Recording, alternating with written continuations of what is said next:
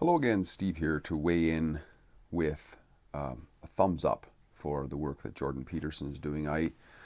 Like I said before in some of my videos, I'm a fairly recent introductee, you might say, to his message, and he is. It is not surprising why he is attacked so much, because if we look back at history to those who would dare to speak truth no matter what the consequences, it doesn't end up very well for them. You know, Socrates, for example, having to drink the hemlock, right? I mean, what did he actually do? He was going around talking to people, and he wasn't. He didn't seem to be fettered by, the threats of those who wanted him to be a sophist when he didn't want to be as well. He was dedicated to truth. And Jordan Peterson, I see as similar to that. Basically, he is, in other words, he's waking up the masculine mind, for one thing, especially of the young, which is, think about what Socrates was accused of. He was accused of corrupting the minds of the young, right? This is always a threat, of course, and especially the male mind, because the male mind is the threat. That's the warrior, right, in the community is the male typically. And if you wake up the mind of the young man, well, that is extremely dangerous for the entrenched interests. And I would say that that's the biggest appeal, and of course his dedication to this, and it's hard to really refute his arguments and his logic. Very powerful. I saw him recently in an interview, a couple of interviews with Joe Rogan actually, and one of the things that they were talking about at one point was, and I'm going to bounce back and forth between several videos here because I forget exactly, but you can search up some of the keywords. Search up universal basic income, Jordan Peterson and Joe Rogan. You'll find that one there. And also, it might have been that video where he was talking about that the inequality that we find in society is not a sociological problem, it is a psychological problem. And this, of course, would put him at odds with the masterminds of this great society, this great socialist utopian society that so many people on an infantile level really want. I mean, everybody kind of wants the Garden of Eden. The truth is that life is counter to that. It's contrary to that, right? And there's this great, who was it? To remember the band, another brick in the wall, right? I should remember mind. Just took a mind dump there for a minute. But anyways, the line is, we're just another brick in the wall. Well, if you remove just out of that, we are in a way, right? So the sociological problem perspective is, okay, the wall is having a problem, society's having a problem, therefore it's the society that we got to look at. But from the brick in the wall perspective, the psychological problem, the psyche, right? If you look up the origin of the psyche is the soul, like the heart, or the core of what we are, right? The core of what we are. That's what Jordan Peterson is saying. There's where the problem rests. It's to distill it down and down and down to the lowest moral entity, or the lowest common denominator, or the unit moral agent, which is each and every one of us, right?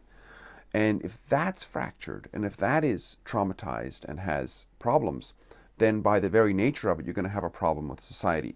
Just like if you build a wall out of extremely corrupted bricks, that as soon as they're going to get rained on and the elements are going to be exposed to them, they're going to start to disintegrate and fall apart. Then what are you left with? You're left with a wall that's going to collapse. It's a very dangerous situation. And that's what's going on. So he talks in this discussion about universal basic income, as I understand it. This is something that's put forward by the left, of course, very often. Is the problem is society has created these disenfranchised people, the poor people, and therefore the solution is a societal solution. We must, giant hand must take from the rich and give to the poor, and so on. And Jordan Peterson, being a very rational guy, he says, well, you know what? The left, the so-called left and the so-called right, can agree that there are big problems that can occur within civilizations. And if you have a huge disparity between rich and poor, you can have a big problem because you can have, this disenfranchisement on a very large scale going on in the poor sectors, and you can have vandalism and theft and so on. And that's not, everybody can agree with that. It's how to alleviate the issue. The leftist will say that there must be intervention. There must be a giant hand bigger than the rich to take from the rich and give it to the poor, create a universal, basic income, and therefore we have solution solved, or potentially solution solved. What Jordan Peterson makes the point of is that we are, fundamentally animals. He used the term beasts of burden, right? That's our nature. Our nature is to be active and doing stuff. Whereas if we just insert said amount of universal income, we get that for no effort on our own. So he makes the point that we don't fundamentally, in the West anyways, because most people are not actually starving, we don't need more money. We need more sort of purpose in what it is we're here for. And that is a soul or a psychological approach to looking at it, whereas the universal income is a sociological way of looking at it. Let's deal with society as one big monolith, and let's just shuffle stuff around and everything's going to be fine. We'll level it down, right? Whereas the nature of us is creatures who have strived to survive and to get what they want. And we see that with, what happens to our body when we neglect exercise. When we don't take care of it, it becomes very dysfunctional, right? It becomes out of shape. It's the same with our psychological needs. When we're not striving for something of value in our lives, we become disoriented in terms of our purpose, and we have all kinds of, epidemics of depression and people on all kinds of drugs. Like Jordan Peterson mentions, the opioid crisis. Opioid crisis is an outflow of this. When people don't have that purpose of something to do, labor of love, whatever, they come into despair. Now, he also makes the point that it's not so much that the poor necessarily want to be richer, like they don't want necessarily be like Bill Gates. History shows it through early America and whatnot, that people can be amazingly content if they just realize that, first of all, there's fairness in the marketplace of opportunities. So it's sort of like an equal opportunity of opportunities, if that makes any sense, rather than of outcomes, of potential. And if they can think that somehow by working towards something they can actually gain and improve their lot, or if they're at, like he said, if they're at a 1 and they realize, through working hard, their children have become a level 4 in society of whatever scale it is. So in other words, if there's potential for progress, then people see a purpose in what they're doing.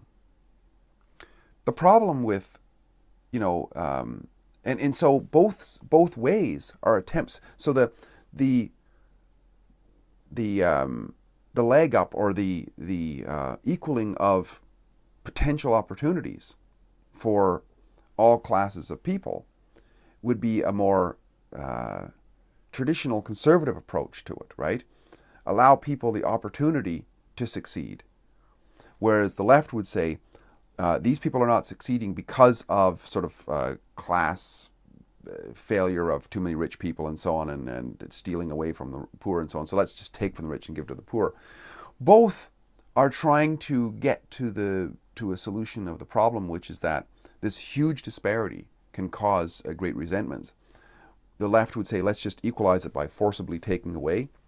The right would say, let's equal out the rules of the game, shall we say, and let's not, and let's allow people to have the opportunity to strive for what they want, because the nature of man is a creature of striving, right? It's a beast of burden, as Jordan Peterson says. And unless we're operating within that nature that we are, of people who strive, then we don't feel healthy.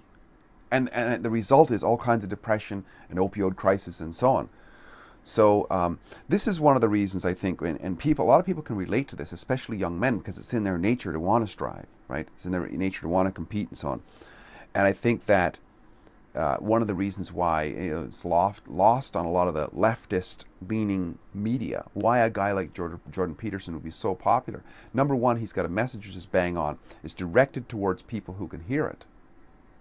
And he is so amazingly articulate in his ability to describe what's going on in such a broad, such a breadth of areas, all the way from religion to economics and so on, but also such great depth. And of course, his great experience for many, many years as a clinical psychologist, so he can draw on that as well in actually talking to people, finding out, this is not just, an academic discourse he's putting forward that, yeah, people are beasts of burden and so on. It's what he's seen over and over and over again, and what works in people, and what do they respond to, and what gives them purpose in life and so on. And very powerful. I think he is a tour de force, a force of nature that's happening in the world. And let's continue to support people like Jordan Peterson and his work, because these are real solutions, I think, which affect the quality of people's life in a meaningful way, which universal basic income is. To me, it's a leftist argument which might be coming out of good intention in many cases from leftist people. But very often I think it's glommed onto by politicians who are by nature expedient. They want to win the next election. So, hey, well, let's give a bunch of money to these people and so on, get them to vote for us. And that is a recipe for a lot of human misery in the long run, because if we're getting things for nothing, and we see this over and over and over again. I mean, I grew up in an area that was heavily socialist, and when the industry went down, they came in with all these pseudo businesses, and they flew in thousands of sheep on jumbo jets from Scotland to get people working and so on. And it's just a downward spiral, because unless we let people organically build what's from within them into their enterprise of choice, then we just end up with this redistribution process which has gone on over and over and over again, which is, okay, politically expedient in the moment, but in the long run leads to lower quality of life, I think, and the idea of, seeing solutions from ourselves, and that works for ourselves, but seeing solutions for society from a psychological perspective, from inside each and every individual. Just like if you're going to build a strong brick wall, the first thing we have to source out is quality bricks, right? So the first way to build a strong society is to build strong individuals, beginning with ourselves and encouraging others around us to do the same. Steve here again. Great chatting. If you like what I'm doing, please like, subscribe, and share. And also visit the work of Jordan Peterson. It's formative. It's very fundamental to our improvement in our quality of life, I would say. Talk again soon. Bye for now.